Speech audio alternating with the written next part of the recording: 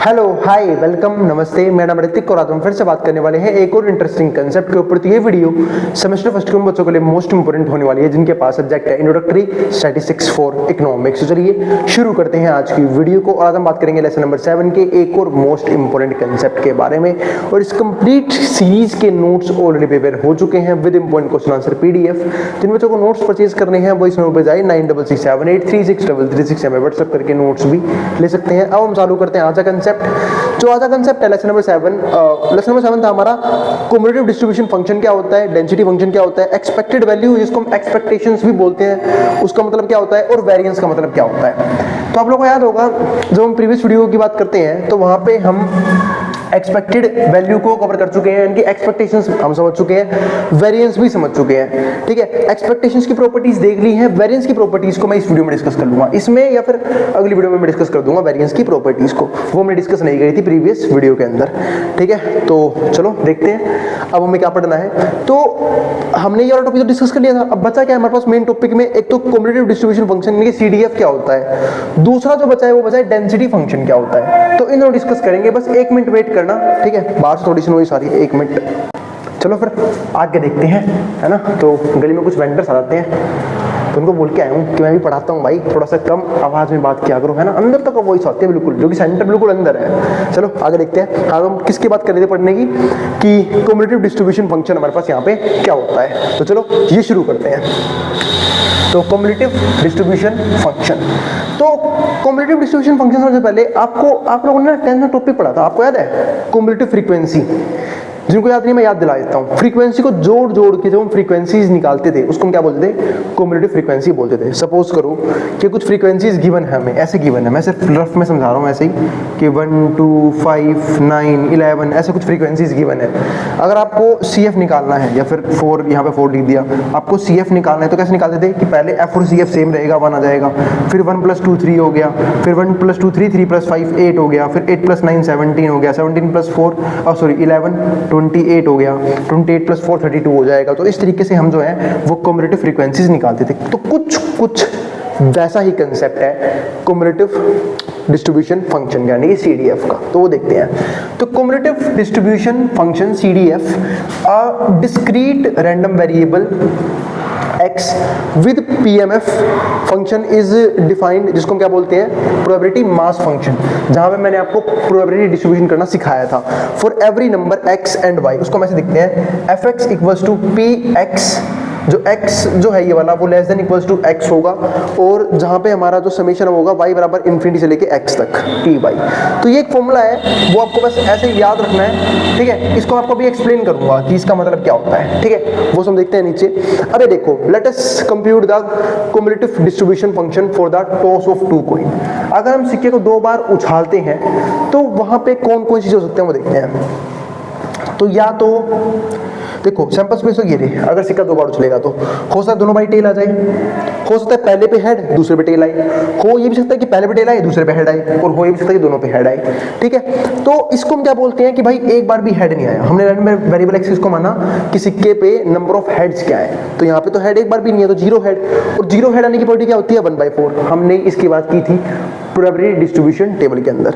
अब अगर हम बात करते हैं नंबर ऑफ हेड 1 आने की, यानी कि एक बार हेड आया हो, तो अगर एक बार हेड तो इस वाले केस में भी आया है और एक बार हेड इस वाले केस में भी आया है, तो आप ये भी लेके चलोगे और ये भी लेके चलोगे, और दोनों की प्रोबेबिलिटी क्या हो जाएगी, इसकी भी 1/4 इसकी भी 1/4 1/4 1/4 2/4 यानी कि 1/2।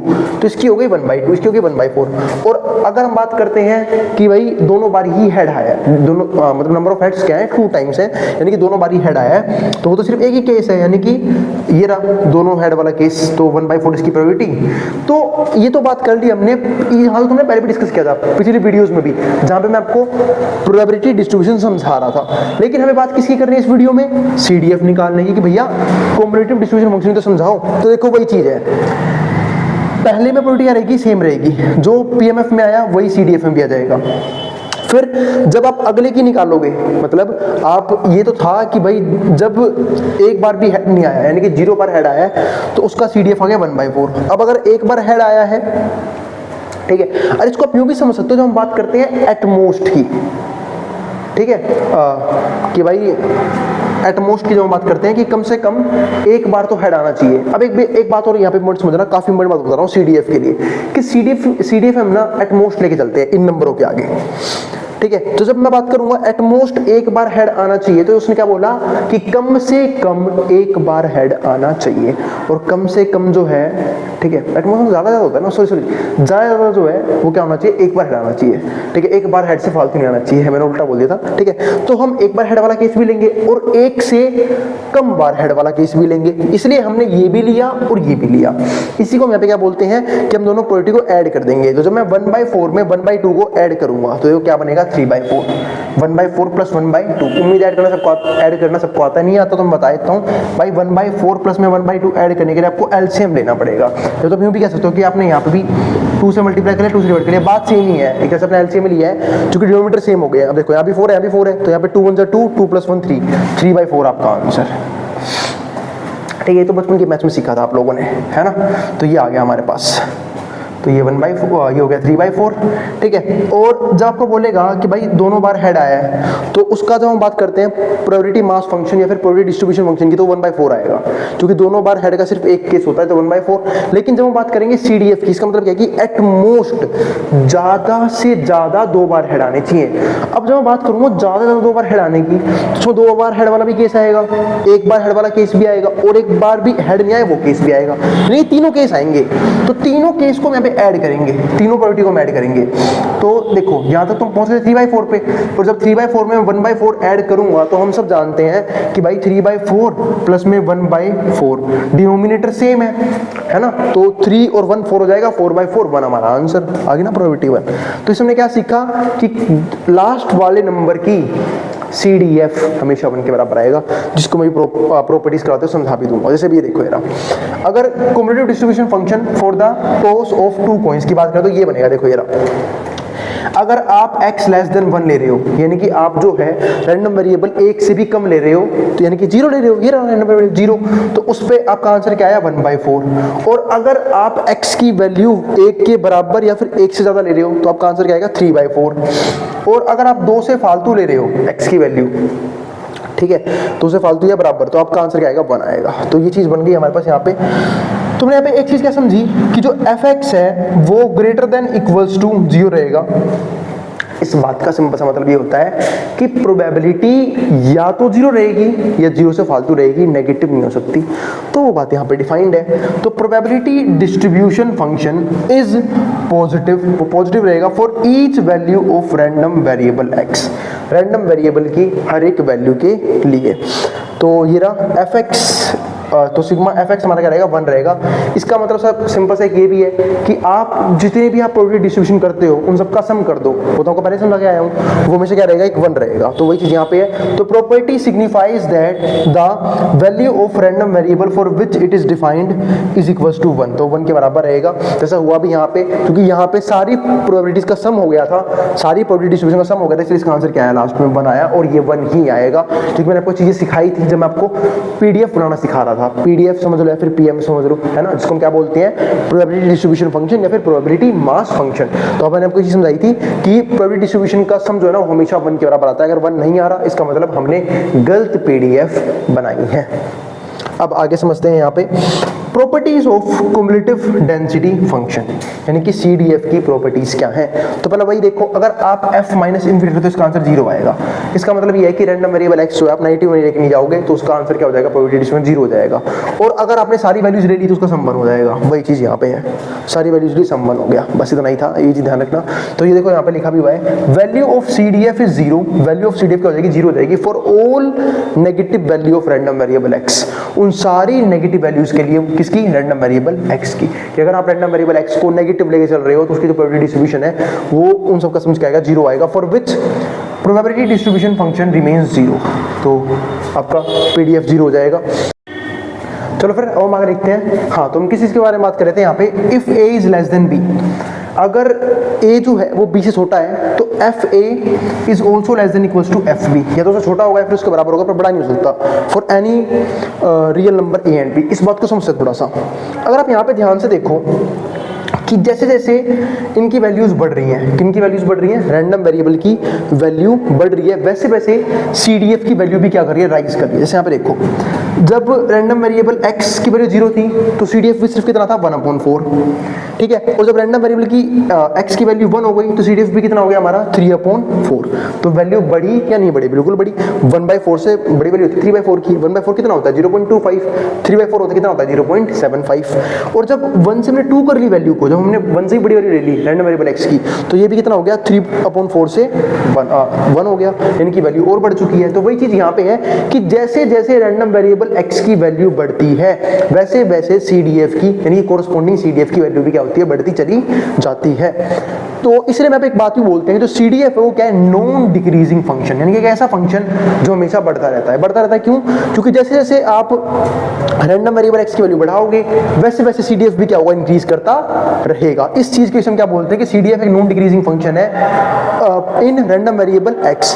This implies for each greater value of x the value CDF is also greater. एक मिनट रुक जाना बस, ठीक है। तो चलो अब आगे लिखते हैं। हाँ, तो एक चीज मैं आपको समझा रहा था, तो एग्जांपल देते हैं। यहाँ पे एक और क्वेश्चन है, total number of heads obtained in 4 tosses. अगर हम एक सिक्के को 4 बार उछाल लें तो टोटल नंबर ऑफ हेड्स कितने ऑब्टेन होंगे। तो हम सब जानते हैं अगर एक सिक्का 4 बार उछलता है तो total number of sample space यानी कि 2 की पावर n के हिसाब से, ठीक है, जहाँ पे n के दिखाता है नंबर ऑफ टाइम्स, आप उस सिक्के को कितने उछाल रहे हो, 2 दिखाता है कि सिक्के के पास 2 ही पहलू होते हैं यानी कि 2 ही आउटकम होते हैं, तो हेड या टेल। तो 2 की पावर n यानी कि 2 की पावर 4, 16 सैंपल स्पेस यहाँ पे हमारे पास बन के आएंगे, ठीक है। तो उसमें नंबर ऑफ हेड्स कितने हो सकते हैं। अब एक सिक्का 4 बार उछला है तो हो ये भी सकता है कि भाई एक बार भी हेड ना आए, यानी कि 0 बार हेड आए, हो सकता है 1 बार हेड आए, हो सकता है 2 सिक्के पे हेड आए, हो सकता है 3 बार हेड आए, और हो सकता है 4 के 4 सिक्कों पे क्या हो जाए, एक साथ ही हेड आ जाए। तो ये हो सकता है। तो अभी देखो F0 की जब हम बात करते हैं कि भाई एक बार भी हेड नहीं आया, अब एक बार भी हेड नहीं, इसका मतलब क्या है कि चारों बार टेल आए होंगे, तो इसकी प्रोबेबिलिटी क्या हो गई, 1/16। एक बार हेड आएगा, इस बात की प्रोबेबिलिटी क्या हो जाएगी, 4/16। 2 बार हेड आया, उस बात की प्रोबेबिलिटी क्या हो जाएगी, 6/16। जब केस बना के चेक करें ना, 16 सैंपल स्पेस बनेंगे। वैसे मैं प्रीवियस प्रोबेबिलिटी वाले क्वेश्चंस में समझा भी चुका हूँ, ये वाला क्वेश्चन मैंने करवाया था, यहाँ पे मैंने इसकी भी प्रोबेबिलिटी डिस्ट्रीब्यूशन आप लोगों को निकाल के दिखाई थी। जब हम बात करते हैं F2 की, यानी कि 2 बार हेड आया है, इस बात की प्रोबेबिलिटी क्या होगी, 6/16। 3 बार हेड आया, इसकी 4/16, इतने केस बनेंगे, और 4 बार हेड आया, उसका सिर्फ एक केस बनेगा, 1/16। अब आप एक बार इसका सम निकाल लो। अगर इसका सम 1 आ रहा है, इसका मतलब क्या है कि आपने ये प्रोबेबिलिटी डिस्ट्रीब्यूशन सही बनाई है। जब मैं ऐड करूंगा तो 1 + 4 कितना आएगा, 5, 5 + 6 11, 11 + 4 15 + 1 16, 16/16 1 हमारे पास क्या है इस सवाल का आंसर, ठीक है, वो आ गया हमारे पास।